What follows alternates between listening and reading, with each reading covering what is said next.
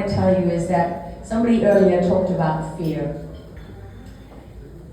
We all have fear. I guess I just try to live by something General Michael Flynn said to me years ago. He said we cannot live in fear. And that is one of the most important things that I want to leave with you tonight, is that when we're born, we are given a place on this battlefield. And everyone is so worried about what they're going to lose. Mel Gibson said once that the number one thing most people fear is public humiliation, and I've had plenty of it. I've had plenty of it. I don't care, because I'm not doing this for myself. I'm not doing this, I don't work for anybody. I work for myself. But mostly, I work to find the truth. And for me, I know that there's only one truth, because the truth comes from God. And I know there's probably a lot of people in this room who might not believe in God. So it doesn't matter. This honestly is our salvation, because it doesn't change for anybody. And what you see is all these lies that have been built up around us, they're crumbling, because lies have no legs. And they got to keep telling other lies to keep them up, and to keep them up, and to keep them up. And one of these lies that you will see coming out is that our reading of the Second World War and the true Nazi threat is not yet over. And it's not the one created by the FBI and the CIA on chat rooms, right, and with plants where they stage false flag operations. It's the real one, where, for example, the head of the CIA, Alan Dulles, protected the Nazis of Ukraine from the Nuremberg trials. Protected them, not one. Not one. Do you know where the headquarters of the SS was in the Second World War? Western Ukraine. So when Putin said, I'm going into Ukraine to get rid of the Nazis, he wasn't lying. That is actually what he was doing. Because Putin's grandmother died in the siege of St. Petersburg, and he was secretly raised as a Christian by his mother. But you never hear about that from the media.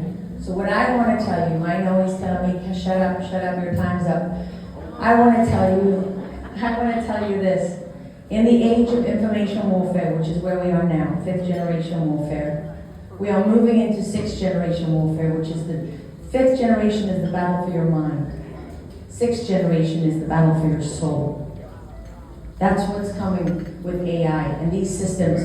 Right now it's Democrat, Republican, and we get caught up in a lot of that, and we should. But in the end, this is a war against humanity, and this is a spiritual battle. Yeah. And many people recognize that. We all know it's a spiritual battle, this is a time of good and evil. But then we stop there.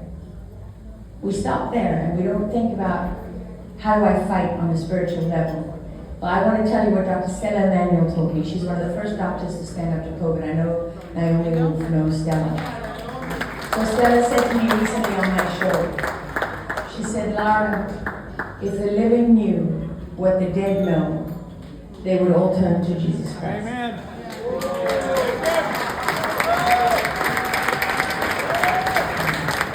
She said, if the living knew what will confront them 1 minute after they take their last breath on the other side of eternity, they would all turn to Christ. And I'm not telling people what to believe or anything like that. My point to you is just that we are in, most of us, many of us in this room are over 50 years old.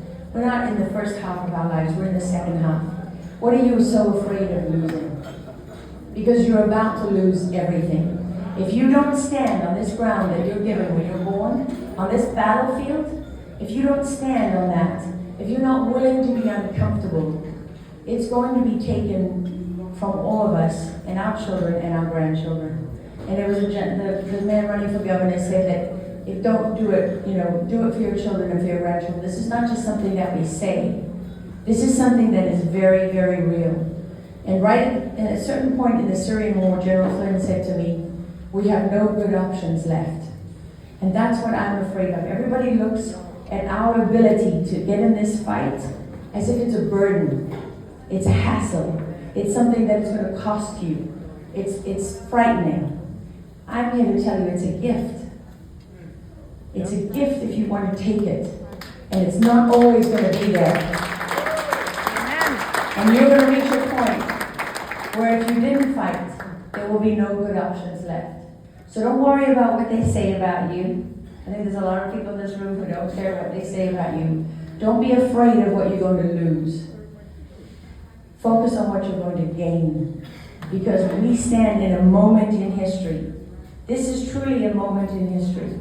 A defining moment that this will change the course of all of our lives. So what I would say is my last thing. How you know who's a real threat to your enemies is by looking at the amount of resources they apply to the task. The time, the money, the people, the effort. That's how you know that you are over the target.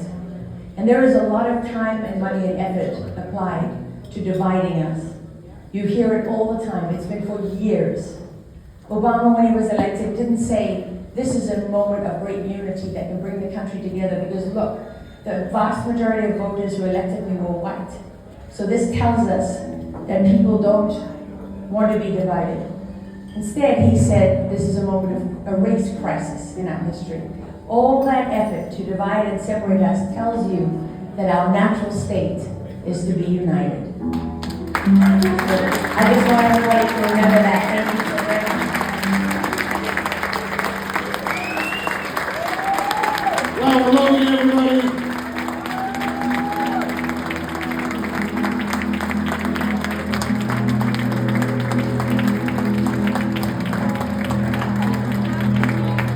Thank you, Lara, so much. Your words were